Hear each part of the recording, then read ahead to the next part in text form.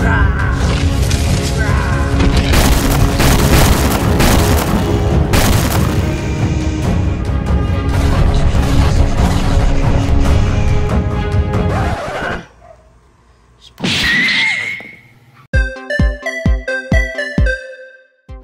na nga ang toy na re-review natin for today. This is the YOLO Park AMK series Despicable Me for Mega Minion Team.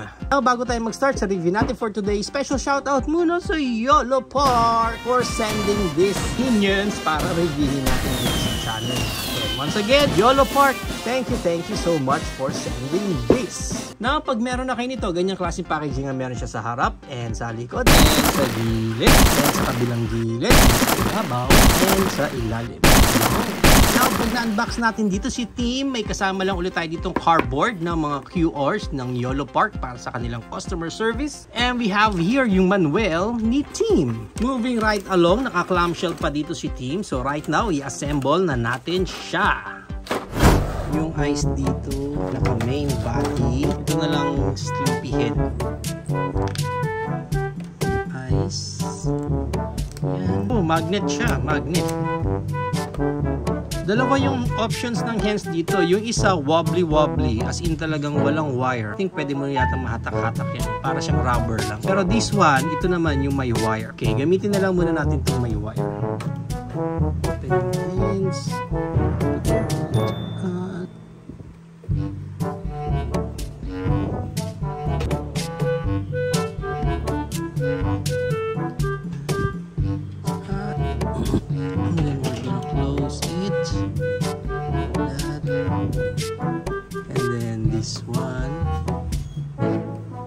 Yan, okay. So, buo na natin si Team. And then, dito na ibang pa yung stand ni Team. Yan, yan ang itsura niyan. Sticker lang din. Yung nandyan. And may dalawang pair pa ng hands dito. Yan, close fist siya. And of course, may mga options pa ng mga mata dyan kung ano yung gusto nyong gamitin sa kanya. Now, let's take a look muna yung details dito ni Team. Ang haba ni Team. Para siyang hotdog. Yan. Yan ang itsura niya. Okay, sa likod. Again, yung zipper nila dito, molded. Hindi siya sticker lang. Even yung mata niya, painted. Ganda. Ang galing-galing. Even yung details na yan. Okay, and ang pinaka-gimmick lang dito ni Team, magnet ito sa may ulo niya. So, naro-rotate yan ng ganyan. And yung mouse niya, pwede rin kayo makapili. May naka-smile dito. May naka-brace. May malungkot. May parang smirk. May parang galit. May nakatawa. Ayan. Dito na lang tayo sa naka-brace.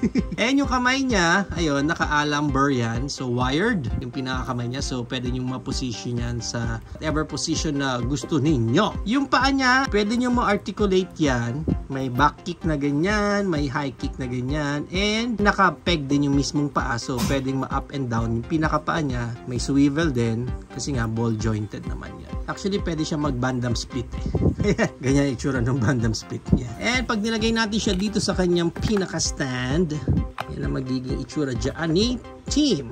Ganda rin ha? Okay din. Now, i-check natin yung height dito ni Team kasi parang siya yung matangkad 5.5 inches siya. And ang maganda niyan, i-compare pa natin siya sa iba pa nating YOLO Park Minions. Tulad ng ating Minion Dave.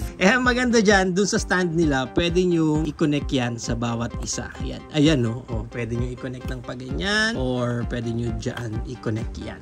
Yan ang itsura nilang dalawa. And maganda niyan, compare pa natin siya sa ating YOLO Park AMK Pro Series, Optimus Prime, YOLO Park AMK Series, Bumblebee, AMK Mini Series, Optimus Prime, Super Mario Bros na si Bowser, Godzilla X Kong na si Kong, and our Hammond Collection T-Rex.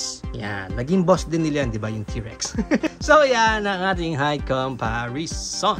If you are planning to buy this Minion Team ng YOLO Park, ang price range niya is around 800 up to 1,200 pesos. Depende na lang again kung saan market kayo makakuha ng specific shopping ninyo.